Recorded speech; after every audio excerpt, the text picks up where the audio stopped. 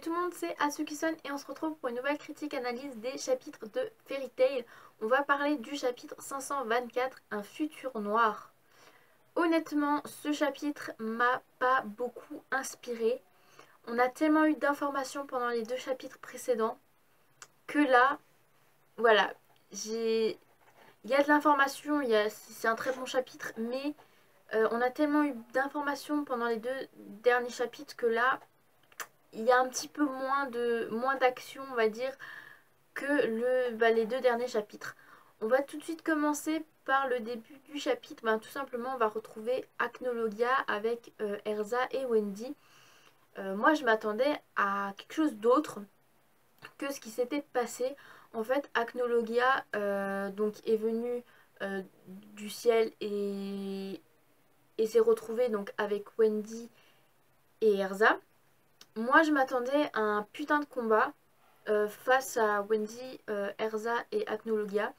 Comme je vous l'ai dit, je pensais qu'elles seraient vraiment dans la merde. Après, peut-être que ça va peut-être changer la donne, mais pour le moment, Acnologia se rend compte qu'il y a Erza et Wendy à côté de lui. Mais en fait, il va se diriger vers Aileen et va complètement la... Je sais pas vraiment comment dire, mais en fait, il va la piétiner clairement. Et il va la piétiner pour le fait qu'en fait c'est elle qui a créé la magie du Dragon Slayer en fait. Et comme quoi, voilà, Acnologia lui dit que voilà, c'est toi qui as créé la magie Dragon Slayer. Donc du coup, le fait c'est que t'es ma mère. D'une certaine façon. Hein. Et du coup, il commence à la piétiner, à rire de ce qu'il est en train de faire. Et ça va un petit peu choquer Erza et Wendy. Moi, je m'attendais à vraiment un combat entre Acnologia, Erza et Wendy. Mais en fait, non, pas du tout. En fait, tout simplement, il va piétiner Aileen. Moi, je pensais aussi que Aileen allait se faire soigner, allait se relever, allait protéger encore une fois Erza. Alors peut-être que ça va se passer plus tard, j'en sais rien du tout. Mais franchement, je vous le dis, ce chapitre était très bon, mais m'a pas beaucoup inspiré. Honnêtement, il m'a pas beaucoup inspiré par rapport aux deux derniers chapitres. Là, franchement, moi je pensais que Aileen allait se relever. Maintenant, du coup, on sait plus du tout ce qui va en être. Bon, peut-être que du coup, Acnologia va après faire face à Erza et à Wendy. Surtout à Wendy, parce que du coup, c'est aussi un Dragon Slayer. Et du coup, Acnologia, son but, c'est de tuer les Dragon Slayers. Donc voilà, c'est pour le moment, on est encore dans le flou par rapport à ça. Par rapport donc à Acnologia, Erza, Aileen et Wendy. Pour l'instant, on est encore dans le flou. Après, du coup, ce qui va se passer, c'est on verra un petit combat vraiment, ouais, vraiment pas grandiose de Zeref et Natsu, hein, clairement. On le voit Natsu qui est en train de faire face à Zeref, ensuite c'est le contraire. Voilà, pour l'instant, on est encore dans le flou. Et ensuite, euh, ils vont sentir un peu le pouvoir de Acnologia qui va venir. Et du coup, Zeref, lui, se dit, il faut que j'y aille. J'ai plus le temps de m'amuser avec toi. C'est mon ultime chance voilà, de tuer Acnologia. Donc là, pour l'instant, le combat s'arrête clairement ici. Il y a eu des petits passages, mais vraiment, ouais, pas la grosse puissance qu'ils peuvent avoir les deux.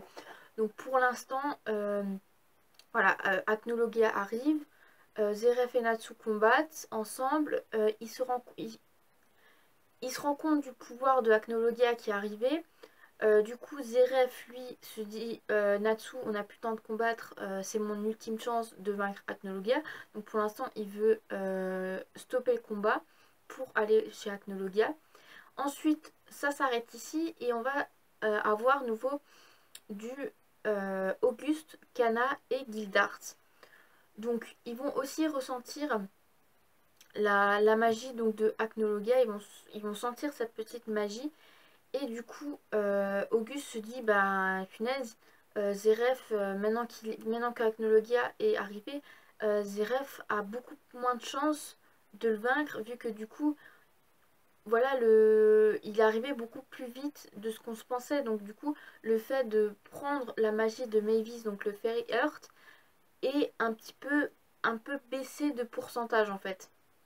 Donc ça va un peu mettre de la difficulté à Zeref. Donc après on verra que Kana un peu s'énerve face à Auguste, que du coup voilà, à cause de vous, il y a beaucoup de morts.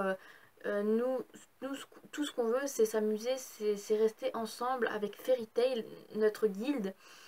Et donc du coup, on voit un petit peu Gildart, pas vraiment ému, mais différent, une autre manière dont il est, en disant, enfin juste en prononçant le nom de Kana, clairement, parce que du coup, Kana, elle, tout ce qu'elle veut, c'est que ça s'arrête et qu'elle veut garder les moments précieux avec ses camarades, ses amis et sa guilde et sa famille, clairement.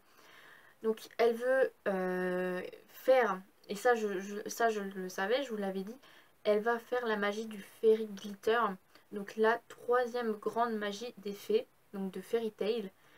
Parce que du coup, souvenez-vous, lors de l'arc,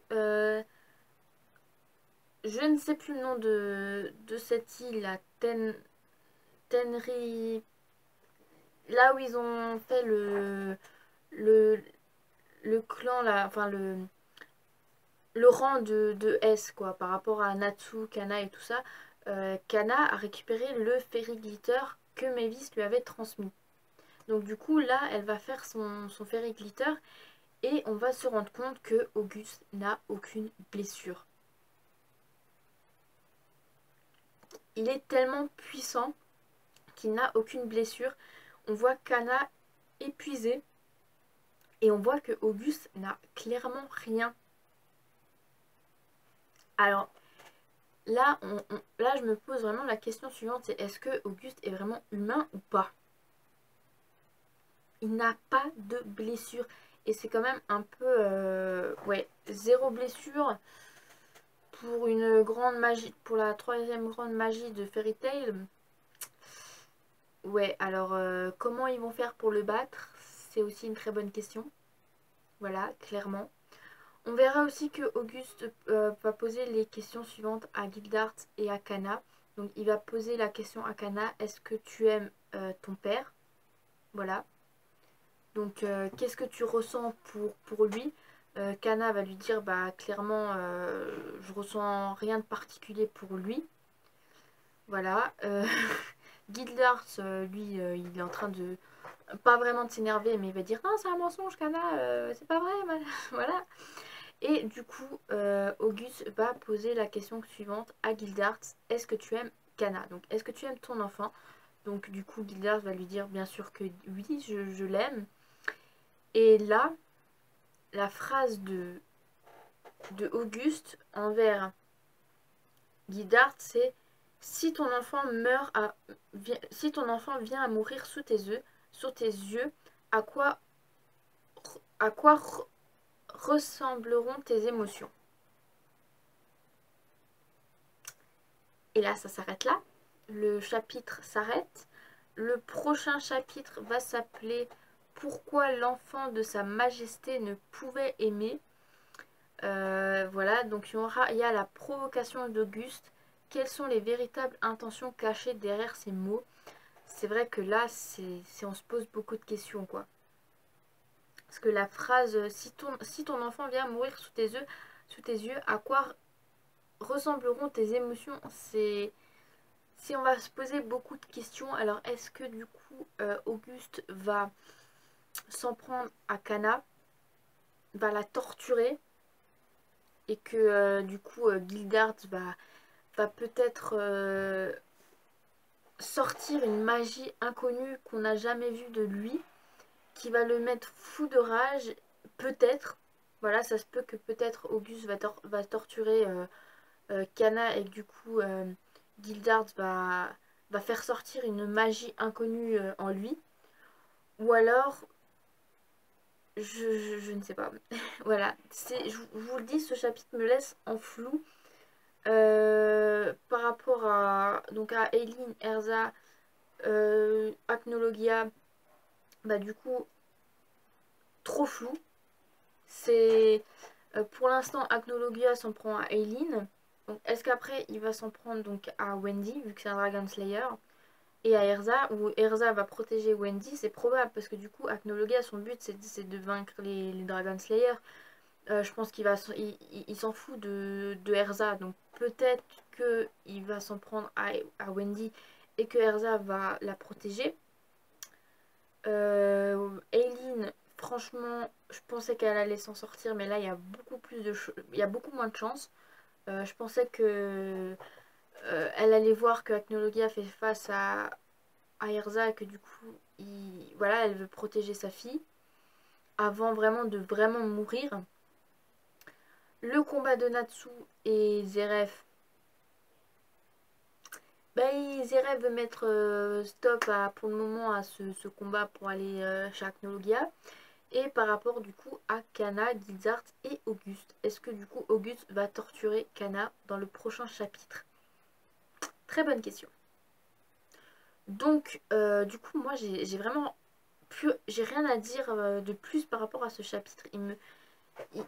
Voilà, il me laisse un peu dans le flou et franchement dites-moi en commentaire ce que vous en pensez de ce chapitre et ce qui pourrait se passer pour le chapitre suivant. C'est quelque chose qui est très intéressant à savoir. Et du coup, bah, je vous laisse là pour cette critique analyse du chapitre 524 de Fairy Tail. Et je vous retrouve la semaine prochaine pour le chapitre 525. Allez, salut tout le monde!